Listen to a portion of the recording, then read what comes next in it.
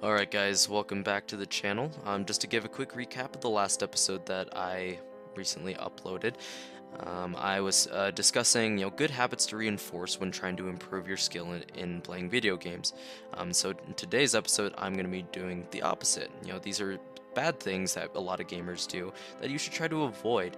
When you're just starting out and you're fresh in this community, it's really easy to develop these bad habits, and I just want to give you guys some forewarning to hopefully reduce these kinds of things from happening to you specifically. You new players who are very impressionable. So let's hopefully try to cut off the head of these snakes before they become a big deal. But just to let you guys know, like if this is the first video of mine that you're watching, feel free to go back and watch the other video where I talked about, good things to do, things that will help you improve your skill in video games, how to be good at video games. The link is in the description down below. But anyway, moving on, now we're going to go ahead and start talking about the bad habits in video games. So without further ado, here are 3 core tips of how to not suck at video games. Number 1, do not be toxic. Toxicity and cyberbullying is a major issue in the gaming community right now. Do not contribute to this vicious endless cycle of hatred. Because there is really nothing more annoying than a new player who's an absolute jerk. They hop into a game and they complain about things. They complain about their teammates not pulling their weight. They complain about this, that, and the other. I've already kind of touched on this in my last video, so I won't spend too much explaining that. But anyway, somebody goes in and they just start being incredibly rude to everybody who's there. And, I mean, if you're a basic human being, you know that it's wrong to be rude to other people, especially complete and total strangers. And so just be sure not to be one of those people who blames their losses on their teammates and tries to change their teammates, even though you can't do that. Because trying to change your teammates and trying to fix them not being good enough is trying to change things that are out of your control. These are factors that you have no say in. And honestly, trying to affect your teammates in that way is not only very unhealthy, but can also lead to insanity. And I know that sounds extreme, at first glance, but hear me out.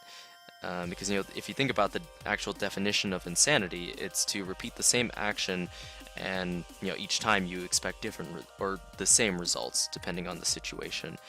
And so each time you try to change your teammates and try to make them be better or whatever it may be, it's not going to happen, because guess what? You can't touch them. They're on a computer or a console somewhere across the country or across the world, and there's literally nothing you can do to change them or to affect them. All you can do is talk at them and ultimately make them angry.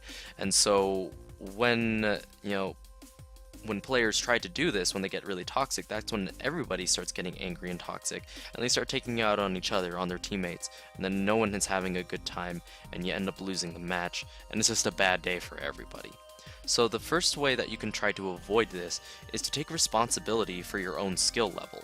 Because you cannot change your teammates, even if they are bad, but you can change yourself. And I've already talked about it in my last video, the good habits that you can apply to help you improve your own skill in video games. And you shouldn't try to depend on your teammates. Yes, there are team games where you need to depend on one another, but ultimately when it comes to just downright skill level, you need to depend on nobody but your own self. Because, I mean, let's face it, you know nothing about these people. They're complete and total strangers. So you can't necessarily trust them to be as good or better or worse than however good you are at this game. And so ultimately you can only trust in your own skill level, and you know how good you are, and you need to trust in that and take responsibility for that and own that. And if you are bad at the game, you also need to own that too. That's really important to remember. It's like if you're bad at a game and you're a jerk to other players who are also bad, then you have no right to be saying anything to them because you're no better than them. So that's just things to keep in mind there. And also another thing to remember when you're feeling yourself getting angry and wanting to take it out on your teammates, remember that victory is not everything. There is more than one way to have fun in video games, and winning isn't always the answer. Sometimes it's actually more fun to throw a match and be silly and troll and just have a good time with your friends. I do that all the time with my friends. We just go on a match and we do silly things, like for example in Overwatch, we were getting really bad because we were getting absolutely destroyed and everyone was in a bad mood. So we just thought, screw it, we're just gonna go all tanks. So everybody rolled as a tank, and we just moved out there, as these giant characters, and we had one healer. And of course we lost, because there was no way that one healer was going to keep all 5 of us alive. And it was hilarious. We had a great time, we had some really good laughs, and ultimately it didn't matter whether or not we won or lost, because we knew we were going to lose, and we just wanted to have fun, get a few giggles in, and that made that whole game worth it, despite the fact that we got our butts handed to us the last round. So that leads me to my second point, which is the dangers of tilting. So tilting is when a player gets so mad and so angry and starts being really toxic that they start performing less than they would have if they had stayed calm. So when somebody gets angry, they start to make mistakes. Well, the same thing happens in video games naturally, and we refer to that as tilting. So when you tilt, I say when, not if, but when, because it's gonna happen. Maybe you should take a breather from this game, step back, maybe don't play the next match, just leave the game, don't rage quit, because nobody likes a rage quitter. But once the match is over, just close out of the game, take a breather, stop playing for a little bit, maybe even just I know this sounds cliche, but go ahead and go outside and take a walk.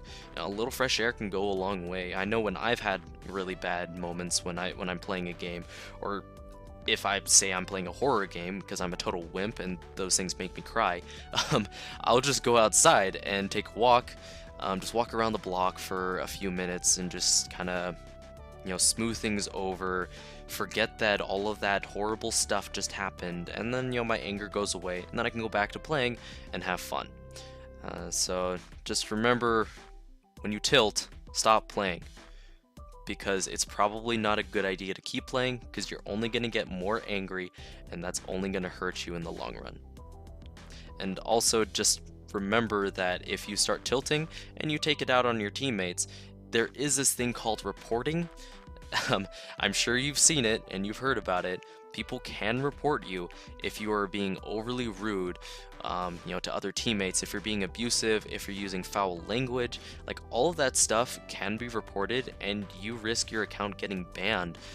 And nobody wants that, because then you can't enjoy the video game that you just spent money on. You can't have fun anymore, and everyone wants to have fun, right? So just make sure that you are calm and polite, and that way you don't risk yourself getting reported on a video game and then getting your account banned, because that's no fun at all. Number 2, do not expect perfection. So forecast and fulfillment is a very common characteristic for a lot of people. We forecast this result, and then we work towards that result, and when it's accomplished, we feel really good about ourselves. We feel that sense of accomplishment.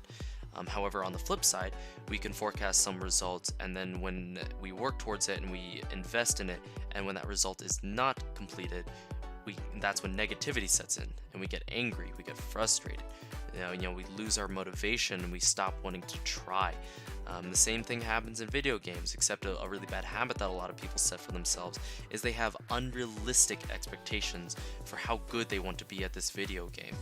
So you just have to be very careful about doing that, because when you set these ridiculously high expectations, you expect to be a pro gamer next week, of course that's not going to happen. It's just not. Unless you're a child prodigy who has superhuman brain powers and you can suddenly become amazing at this one video game overnight, it's not going to happen. It's going to take time, and it's going to take work. You have to remember that. You're not a pro, you're a noob, and that's fine. The sooner you accept that, the faster you will grow. You have to accept the fact that you are new at this game. You are new at just games in general, maybe, depending on your situation, and that's okay. You're starting from scratch, and you're gonna build up to there. So just be very careful to not set unrealistically high expectations for yourself. I know I did that a lot when I was younger, and I kept berating myself for not being good enough at this game, for always getting destroyed and dying all the time, and that was very very unhealthy for me.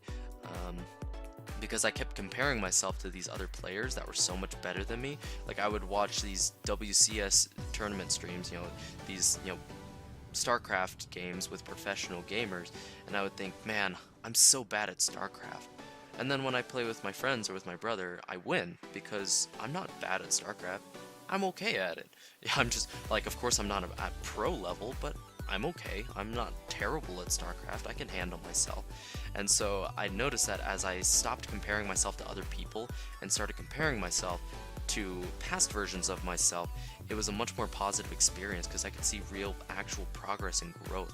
I could see that I was, getting better at this game. Like, I was getting skill. I was getting good at video games. And I wasn't setting unrealistically high expectations for myself anymore. Instead, I was just like, you know what? I'm just here to have fun and have a good time and play this video game. And if I'm bad at it, whatever. I'm gonna get better and I'm gonna improve. And that same attitude will really help improve your experience. And so ask yourself, what do I want out of this experience? What do I want from video games? Do I want to be a professional gamer? Like, is that my goal? Do I want to just have bragging rights over my friends so I can destroy them in Call of Duty? Do I want to troll and have laughs and throw matches and be silly? Do I want to win? Do I want to lose? Do I just want to have fun? Do I want to experience this awesome epic single player campaign, like these awesome stories that are in these video games? Just ask yourself these questions so you can decide what your goals are and then work towards those goals, because that's part of forecast and fulfillment. You forecast this, like, I want to have this out of this game, and then you work towards that, and it's totally achievable, and then you achieve that, and then you feel great about it, and then you do it again with another game or the same game, whatever you want to do, because that's the way that video games are. You do whatever you want to do, and just remember to have fun. That's the most important thing, is to just have fun, because the less you worry about like winning and being competitive, and the more you focus on having fun, the more fun you'll have, and honestly, the more you'll win. And last but certainly not least, do not get addicted to bots. Alright, so if your intent is to play single-player games or player versus environment games, where you work in cooperation with other players to fight against, bot players, then this section doesn't really apply to you. But for those who are interested in the ever-growing world of competitive multiplayer, listen up. And for those of you who don't know, a bot is a player that is controlled by the computer. They're referred to as NPCs, non-player character, and they're controlled by this AI or artificial intelligence that allows it to learn and adapt and fight in a way that is similar to that of a real person. Now, some bot programs are very intelligent and can and will use strategies and skills similar to that of a real person. However, playing against bots is fine for a time, but you're going to lose interest very quickly, because bots cannot, will not, and do not behave like humans. That is just a simple fact of the situation. Humans play against bots and they learn how they work, they learn their patterns, their attack patterns, and they adapt to the situations. Bots cannot really do that. Some do have very complicated programming where they are able to adapt to a player's attack moves, and those AIs are really, really good. However, it still cannot prepare you for an actual human being who has a mind, who can react to things, who has practiced this game, who is good at this game, whereas a bot may or may not be up to that level of skill, because humans can far surpass the skill of a bot, because they're very limited by their programming. So, in that light, use bots to get a feel for how the game functions and flows, and build your confidence in the gameplay. But be prepared to lose often in multiplayer, because if you have spent way too much time playing against bots and you just get used to fighting them, when you go to fight real people, real humans who have actual brains, they're going to destroy you, because they know how bots function, and you're going to play a lot like a bot plays because it's all that you've seen. It's the only example you've had, for how people play this game, and so you're going to play a little bit like them, and these real people, these humans, are going to be unpredictable, because that is how you succeed in a competitive multiplayer game, is by being unpredictable, by adapting to situations, by being smart. Whereas bots cannot be smart, they can only be as smart as they've been told to be smart. So again, be prepared to lose very often in multiplayer after practicing on bots. That's just a fact of the matter. You're going to lose because you're going to be facing veterans who are better than you at this game, so much better at you. If you don't believe me, try playing Halo multiplayer. Any Halo game, it doesn't matter which one. Just hop into multiplayer and watch yourself get absolutely demolished by people who have been playing this game for over a decade. They've been playing this game since the very first one, and they are stupid good at it. So just be prepared to lose very often. That's just it's what's gonna happen, and that's okay, because you're new at this game and you're gonna lose. Well, folks, that's going to wrap it up for this episode. Thank you so much for watching if you've made it this far. As always, the comment section is an open forum, so feel free to leave any suggestions if you felt there were any, things that I left out, anything that you'd like to hear about, anything specific that you'd like me to talk about, or even just specific games that you'd like tutorials in. I'm, very open to taking a crack at new games, or if it's a game that I've already played, then even better. I'd be happy to share my knowledge with you guys. So yeah, go ahead and leave any suggestions down there that you'd like to hear from me, and I'd be happy to help you guys out, because I'm here for you guys. I'm here for the new players, and I'm just trying to broaden our community and make it as big as possible. And of course, feel free to subscribe to this channel, as I will be uploading more videos.